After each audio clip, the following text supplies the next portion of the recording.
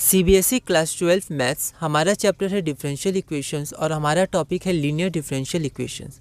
हम सीबीएसई के previous year questions कर रहे हैं जो 2011 से 2023 तक आए हैं। अगला क्वेश्चन है question number 78, find the general solution of this differential equation. या क्वेश्चन ऑल इंडिया 2017 में 4 मार्क्स का आया था। एक बार आप इसे ट्राई करिए, फिर हम आगे बढ़ते हैं। तो सबसे पहले हम गिवन डिफरेंशियल इक्वेशन लिखेंगे और उसे सॉल्व करेंगे। तो आपका डी यहाँ पर dx बाई dy आएगा, है ना। इसे आप ध्यान रखना है, कब dy बाई dx ले, कब dx बाई dy ले। आप दोनों लेके देखिए, ठीक है। तो कई बार dy बाई dx से ज़्यादा कॉम्प्लिकेटेड हो पाता है और हम आगे नहीं बढ़ पाते हैं, तो तब हम लोग dx बाई dy लेते हैं, ठीक है। तो कब क्या लेंगे आपको प्रैक्टिस से पता चलेगा। तो यहाँ जब आप dx बाई dy लेंगे तो आपका ये फॉर्म आएगा, इसमें आप ये आपका p हो गया, ठीक है, माइनस साइन के साथ होगा, और ये आपका 2y आपका q हो गया, -1/y p हो गया और 2y हमारा q हो गया। इसका आपका आंसर इतना आना चाहिए। तो मैंने डायरेक्ट आंसर लिख दिया, इसको आप एक बार सॉल्व करिएगा, ट्राई करिएगा। अगला क्वेश्चन है क्वेश्चन नंबर 78 पूरा हुआ था। Question number 79, find the general solution of this differential equation. dy by dx minus y is equal to sine x।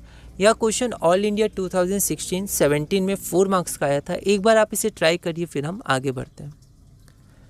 तो यहाँ पर सबसे पहले हम लोग गिवन डिफरेंशियल इक्वेशन लिखेंगे। यहाँ डायरेक्ट फॉर्म दी हुई है, ठीक है।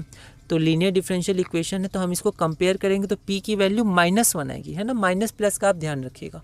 q की वैल्यू आपकी क्या आएगी, साइन x। इसको इक्वेशन हमने 1 मान लिया। उसके बाद हम इंटीग्रेटिंग फैक्टर निकालेंगे तो if की वैल्यू हमारी इतनी आ जाएगी। p की वैल्यू -1 है तो माइनस dx, माइनस बाहर जाएगा, dx का x होगा तो e⁻⁻x, जो हमारा इक्वेशन नंबर 2 है। अब हम क्या करेंगे, तो जैसे प्रोसीड्योर होता है, इंटीग्रेटिंग फैक्टर निकाला तो अब हम लोग जनरल इक्वेशन, जो जनरल सॉल्यूशन का इक्वेशन होता है, उसमें पुट कर देंगे। तो यहाँ पर क्या हो जाएगा, y into integrating factor is equal to integration of integrating factor into q times dx plus c। तो यहाँ पर हमने if की वैल्यू पुट की, q की वैल्यू पुट की, ठीक है। अब 1 और 2 से की, अब इसको इक्वेशन 3 माना, क्योंकि हम लोग पहले इसको सॉल्व कर लेते हैं, ठीक है। फिर इक्वेशन 3 में पुट करेंगे और फिर आगे बढ़ेंगे। तो यहाँ पर e⁻⁻x इंटू साइन x है। तो ये एक इम्पॉर्टेंट क्वेश्चन होता है इंटीग्रेशन चैप्टर में भी, जहाँ पर 2 बार इंटीग्रेशन ऑफ पार्ट्स लगता है, ठीक है। और साथ में हमें सब्स्टिट्यूट भी करना पड़ता है, शुरू का जो i माना है, ठीक है। तो एक अच्छा क्वेश्चन है इंटीग्रेशन चैप्टर के लिए भी, तो इसे आप ध्यान रखिएगा। तो e⁻⁻x equal to sine x को हमने फर्स्ट फंक्शन, इसको second function. Integration by parts को जब हम लोग पहली बार लगाएंगे तो आप देखेंगे हमारे पास ये इक्वेशन आ जाएगी, ठीक है। ये वाली इक्वेशन हमारे पास आ जाएगी, ओके।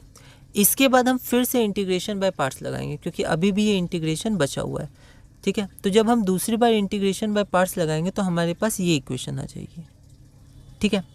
तो फिर से इंटीग्रेशन बच गया, फिर हम इसमें फर्स्ट फंक्शन सेकंड फंक्शन मानेंगे, तो ऐसे ये कभी एंड नहीं होगा, ठीक है। इसलिए जब हम लोग शुरू करे थे तब हम लोग इस फंक्शन को आई मानेंगे। क्यों? क्योंकि ये देखिए रिपीट कर गया, ये जो फंक्शन आपका है यही वाला यहाँ आ गया है, इसी का इंटीग्रेशन। तो इसकी जगह हम लोग आई की वैल्यू पुट कर सकते हैं, ठीक है। ये क्वेश्चन होता है इंटीग्रेशन चैप्टर का, इसे ध्यान रखिएगा। तो यहाँ हमने आई की वैल्यू पुट कर दी, आई इधर गया तो यहाँ पर 2i, तो आई की वैल्यू हमारी इतनी आ गई, ठीक है, कॉमन लेके। फिर इस वैल्यू को हम इक्वेशन 3 में पुट कर देंगे तो हमारा ये आंसर आ जाएगा, रिक्वायर्ड सॉल्यूशन। और क्योंकि अब इसमें आर्बिट्रेरी कांस्टेंट है तो ये एक जनरल सॉल्यूशन है, ठीक है। तो इंटीग्रेशन बहुत इंपॉर्टेंट है। डिफरेंशियल जो इक्वेशन में, होमोजेनियस इक्वेशन में और वेरिएबल सेपरेबल मेथड में भी हमने देखा था कि इंटीग्रेशन के कॉन्सेप्ट बहुत ज़्यादा इंपॉर्टेंट है, ठीक है। तो इस वीडियो में हमने अपना क्वेश्चन नंबर 79 पूरा किया। अगली वीडियो में हम क्वेश्चन नंबर 80 करेंगे और इस टॉपिक में आगे बढ़ेंगे।